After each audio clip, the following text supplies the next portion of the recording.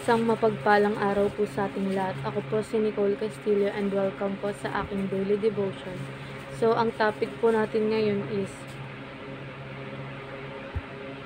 grace. So, kapag sinabing grace, it is God's goodness freely given to those who deserve only punishment.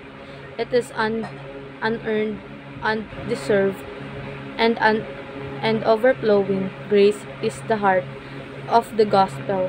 While we were still sinners, Christ died for us.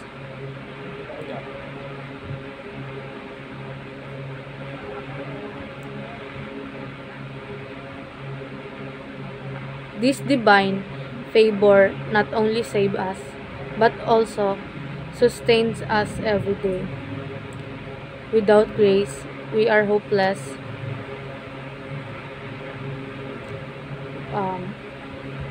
So, kung wala daw pong grace, hopeless daw po tayo. So, kapag may grace, we are transformed.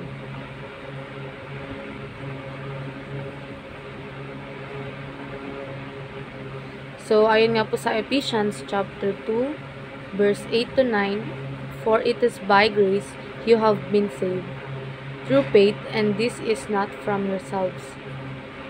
It is the gift of God, not by works, so that no one can boast."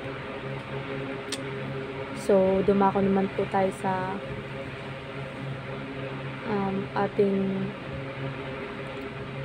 katuruan po or teachings. So, sinasabi po dito na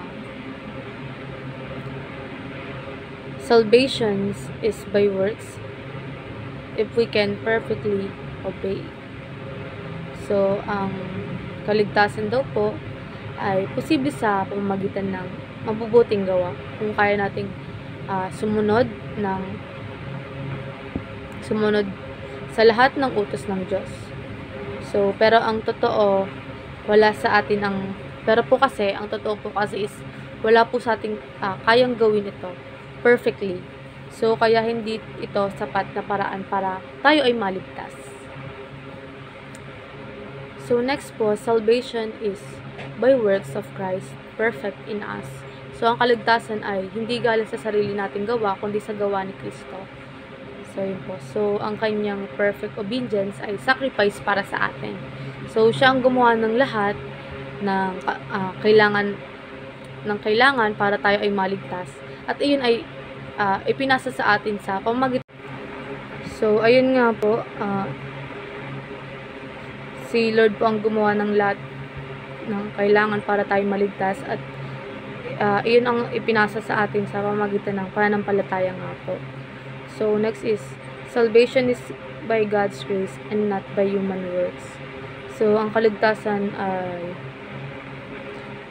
kaloob ng Diyos sa pamamagitan ng kanyang biyaya. So, hindi dahil sa ating sariling pagsisikap o mabubuting gawa.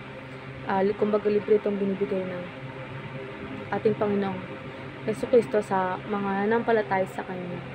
So, doon naman po tayo sa applications. Stop working for salvation, instead work it out. So, huwag nang magpakapagod na parang kailangan mo ma-earn ang kaligtasan. So, ligtas ka na kay Kristo. Kaya ngayon, ipamuhay mo ito, work out what God already worked in you. So, next is, start believing that Jesus did the work for us. So, simulan mong paniwalaan at tanggapin na si Jesus ang gumawa ng lahat para sa ating kaligtasan. So, hindi mo kailangan magdagdag, sapat na ang ginawa niya. So, next is, stay as humble sinners who have received grace.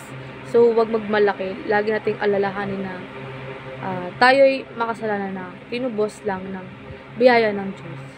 So, magpatuloy tayong mabuhay ng may pagpakumbaba at pasasalamat. And ayun lang po, maraming salamat po.